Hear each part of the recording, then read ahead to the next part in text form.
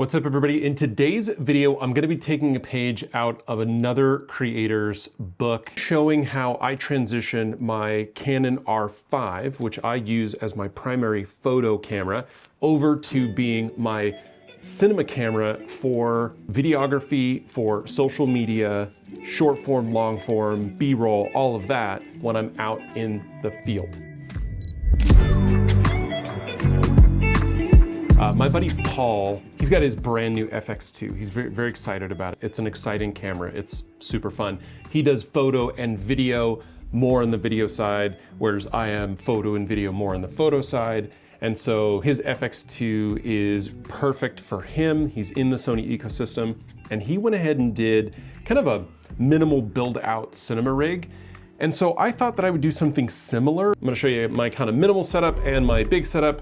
Really, they're both big setups. I don't really know how to do minimal. I'm gonna show you all the stuff that I use to get the Canon R5 from being a photo taking machine to being a video making machine.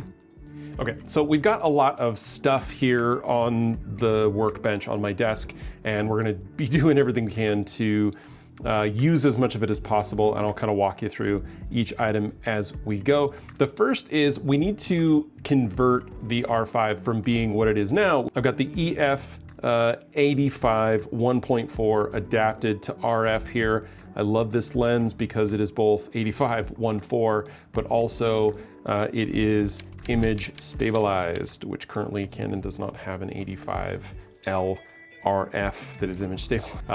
So we're gonna go ahead and remove this lens, and we're also going to remove the grip that I have on here. Now this is the newer version of the BG-R10 grip that allows you to have those dual cameras, or dual batteries rather. Take this guy off. One really nice thing about these grips is that they let you hide your battery door inside. So we're just gonna put that to the side here, and we're gonna go ahead and put that door back on. We're just gonna grab a standard LP.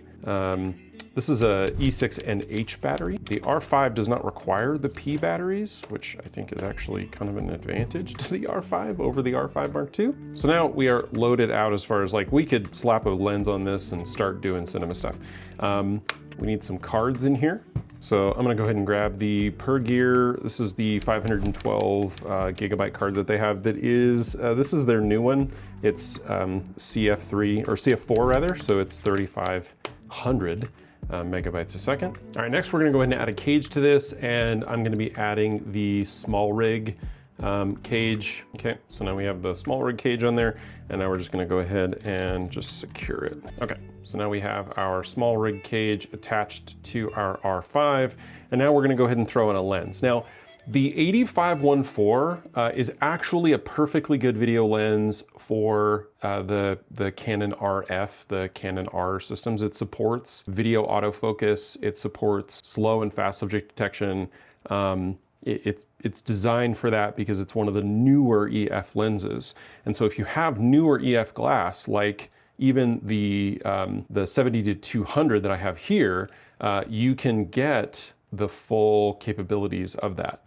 But this is a little long for me. So what we're gonna do is we're gonna go ahead and, well, first we're gonna put a cover on that. That's the right cap for that one. And my video lens of choice traditionally is the RF 24-70.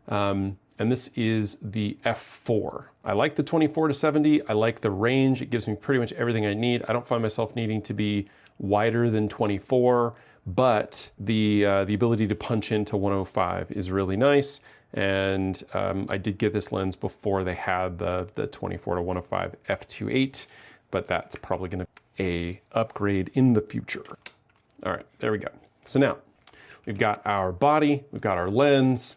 Again, so obviously we could just start doing cool cinema stuff right away, but let's add just a little bit more. And the first thing that I would add to a situation like this would be my microphone, right? Because the onboard sound is terrible.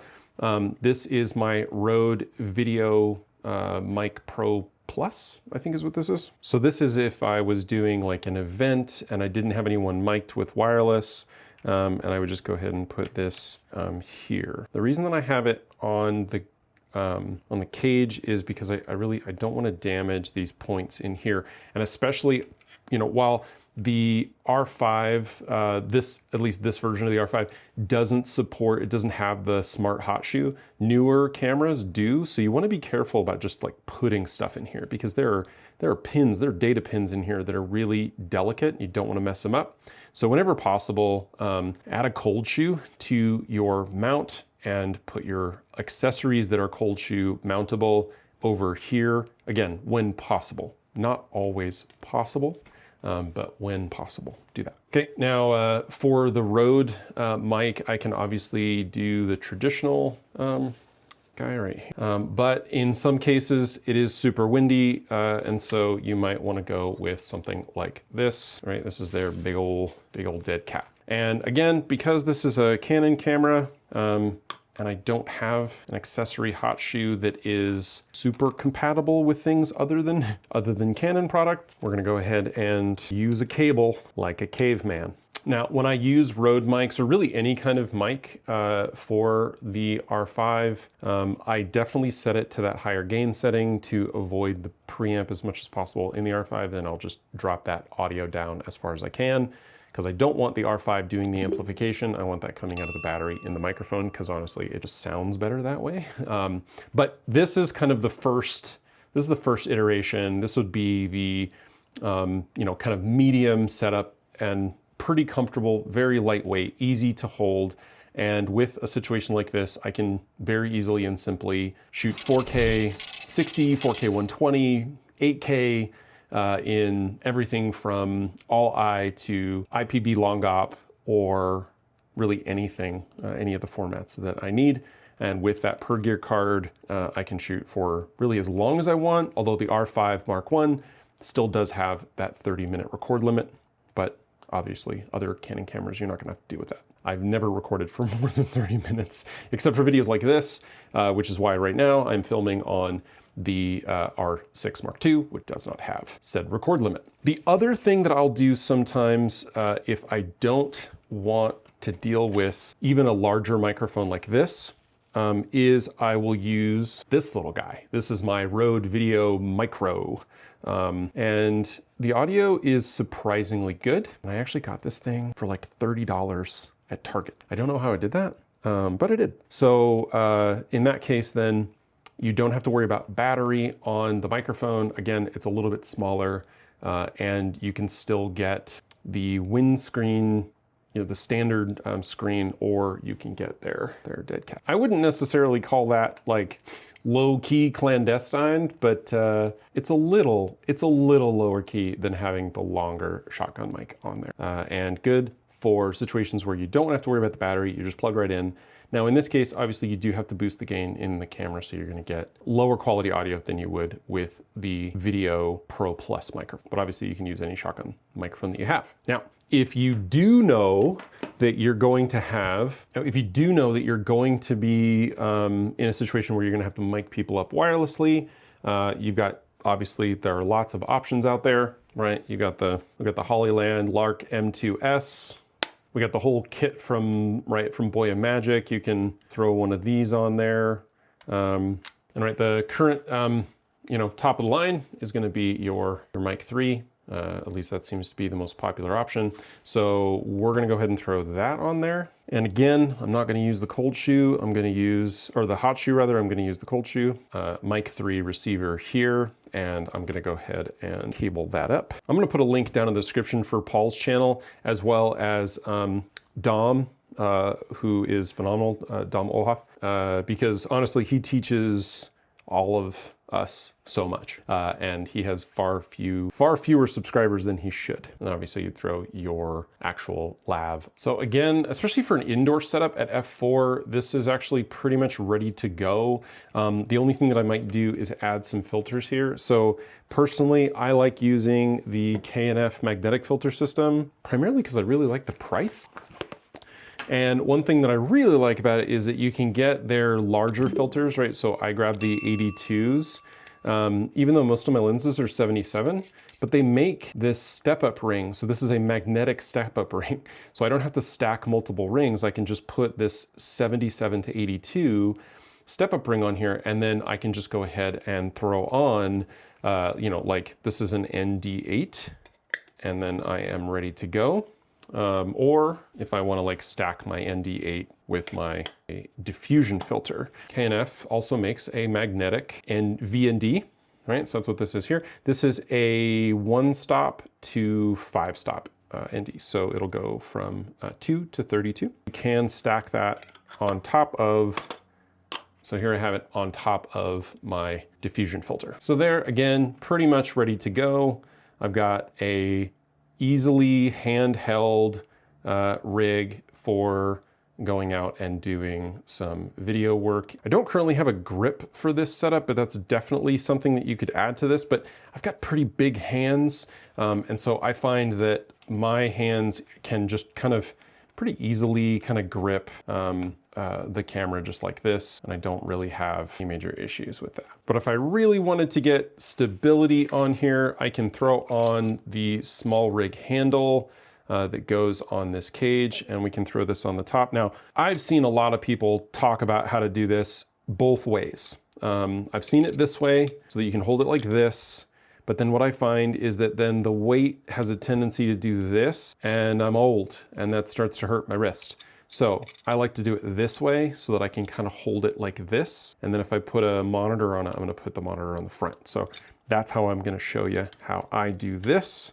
So I'm just going to go ahead and screw this guy into the top. And again, this is going into the mount on the, at least it's supposed to. I shoot at the beach a lot, so I feel like I have sand in all my stuff. Screw that in just like so. And then I like to take an Allen wrench, give it a little extra. So now we have the ability to just kind of hold it just like this if we wanted to. And then you might be noticing, and you might ask, Joe, what the heck is that on the side there?